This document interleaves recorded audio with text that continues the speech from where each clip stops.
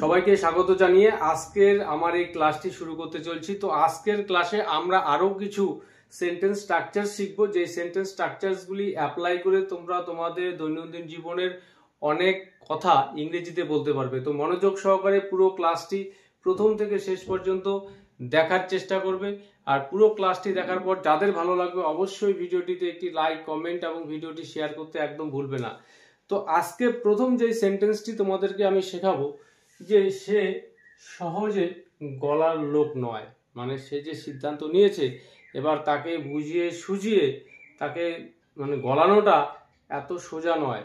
তো এই সেন্টেন্সটাকে আমরা কিভাবে বলবো যে সে সহজে গলার লোক নয় বা গলার পাত্র নয়? বিভিন্নভাবে আমরা সেন্টেন্সগুলো বলে থাকি।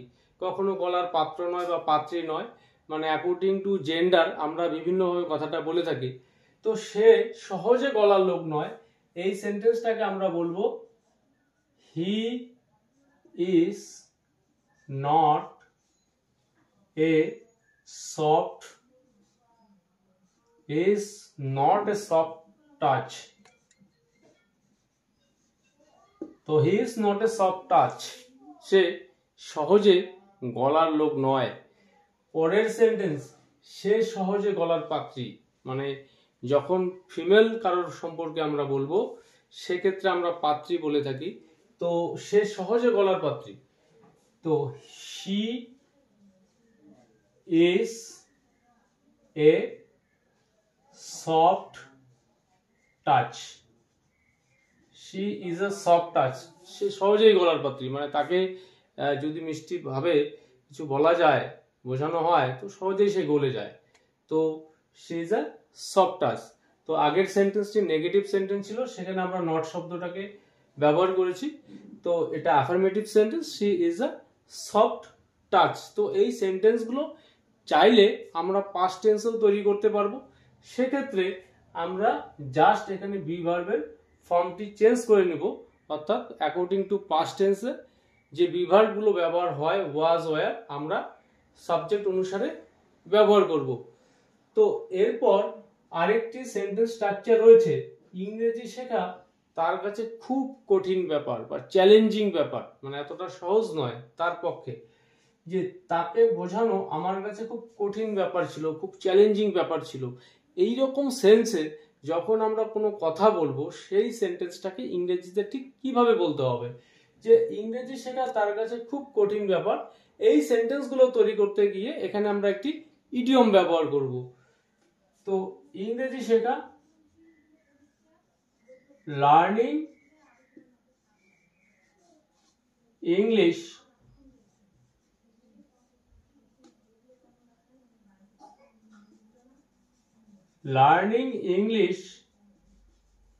is an uphill task.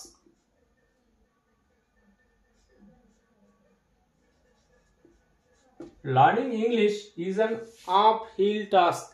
কার পক্ষে? তার কাছে। তো এখানে ফর হিম বা ফর হার। তো learning English is an uphill task for him বা ফর হার। ইংরেজি শেখা তার পক্ষে খুব কঠিন কাজ বা চ্যালেঞ্জিং বিষয়। তো এখানে আমরা এই ইডিয়মটি ব্যবহার করব, অ্যান আপহিল টাস্ক, যার অর্থই হচ্ছে খুব কঠিন কাজ, চ্যালেঞ্জিং বিষয়, চ্যালেঞ্জিং কাজ। পরের সেন্টেন্স, তাকে বোঝানো আমার কাছে খুব কঠিন ব্যাপার ছিল, খুব চ্যালেঞ্জিং ব্যাপার ছিল। পাস্ট টেন্সে রয়েছে সেন্টেন্সটি। তো এই সেন্টেন্সটা আমরা তৈরি করব এই ইডিয়মটাকে ব্যবহার করে।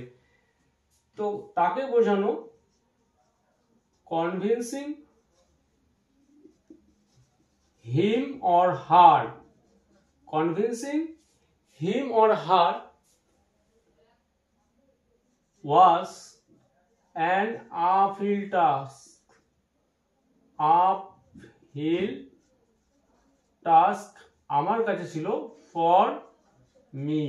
Convincing him was an uphill task for me. তাকে বোঝানোটা আমার পক্ষে খুব চ্যালেঞ্জিং বিষয় ছিল, খুব কঠিন কাজ ছিল। তো এই ইডিয়মটাকে ব্যবহার করে তোমরা এই জাতীয় সেন্টেন্সগুলো নিজেরাই তৈরি করতে পারবে। তো এরপর আরেকটি সেন্টেন্স স্ট্রাকচার রয়েছে।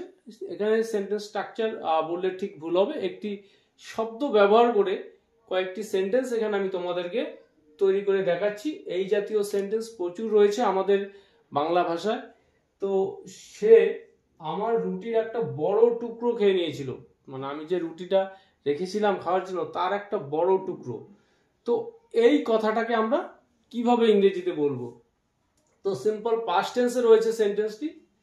তো he or she subject ate a big chunk, a big chunk অর্থাৎ একটি বড় টুকরো। তো he ate a big chunk of my bread, he ate a big chunk of my bread, সে আমার রুটির একটা বড় টুকরো খেয়ে নিয়েছিল। তো এই বিগ চাঙ্ক যার অর্থ হচ্ছে একটি বড় টুকরো, তো এটাকে ব্যবহার করে বাকি আরো কয়েকটি সেন্টেন্স আমি তোমাদেরকে তৈরি করে দেখাচ্ছি।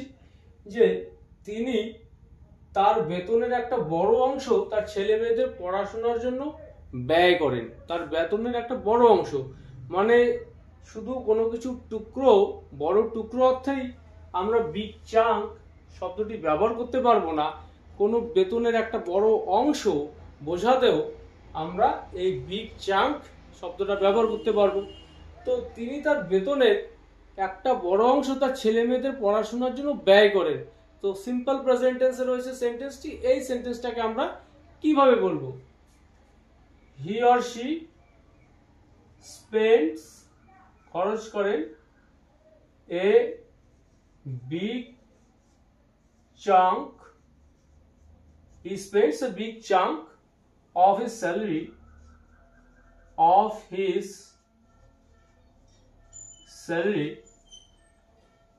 for his children's education. He spends a big chunk of his salary for his children's education. তিনি তার বেতনের একটা বড় অংশ তার ছেলে মেয়েদের পড়াশোনার কাজে ব্যয় করেন। তো এরপর আরেকটি সেন্টেন্স রয়েছে, তরমুজটি বড় বড় টুকরো করে কাটো, মানে টুকরোগুলো বড় বড় হবে, যেরকম তরমুজ কেটে প্রসাদ দেওয়া হয়, তো এরকম টুকরো, তো বড় বড় টুকরো করে কাটো। তো এই সেন্টেন্সটাকে আমরা কিভাবে বলবো? Cut the watermelon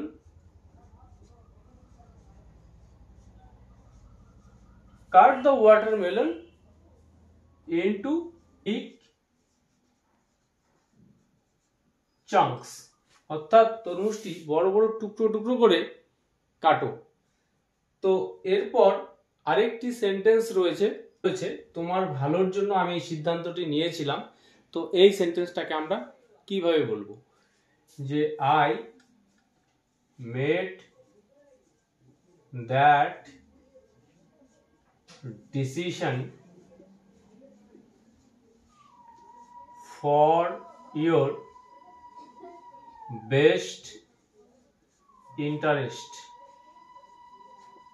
I made that decision for your best interest. তোমার ভালোর জন্যই ওই সিদ্ধান্তটা আমি নিয়েছিলাম।